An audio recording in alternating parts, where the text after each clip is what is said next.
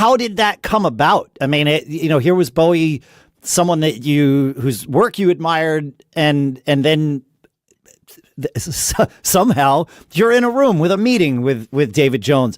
What happened in between there? How did that evolve? I'd contacted his management in the early 2000s because I was interested in getting involved with the merchandising for his tours.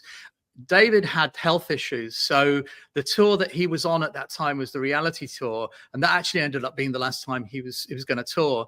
So the merchandising talk came to nothing. But then a few years later, I struck a deal with my own collection, and it was in Target, so it was in like 700 stores across the United States. So I thought it's worthwhile going back to them at this stage. I pitched again to Bill, and Bill said, well, why don't you come up to my office and have a chat with David? And it was kind of strange, but I didn't realize how unusual it was until years later, because David wasn't doing any press.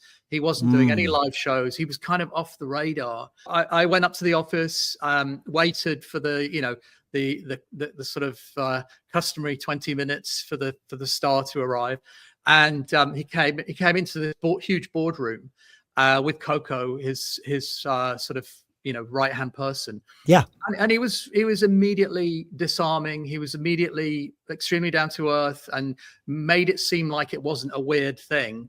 And I always say this with superstars, often they're good at doing that. They kind of make it feel not in necessarily, an autograph situation, but if it's a business meeting or something like that, they make it feel normal. So with David, we kind of had a chat. He said to me, have you already talked to Target about this? And I said, no. So he kind of realized then that I wasn't fishing, that it was actually there was a trust factor. And he gave me his blessing. And he said, okay, go and pitch it to them, see what they say. He wasn't automatically expecting that this would happen.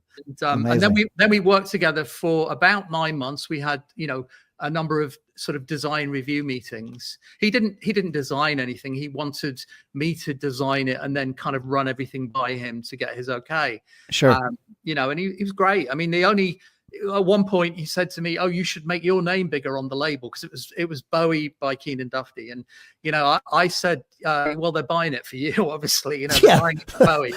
And he said, well, always make your name as big as you can, which was kind of very generous, Huh.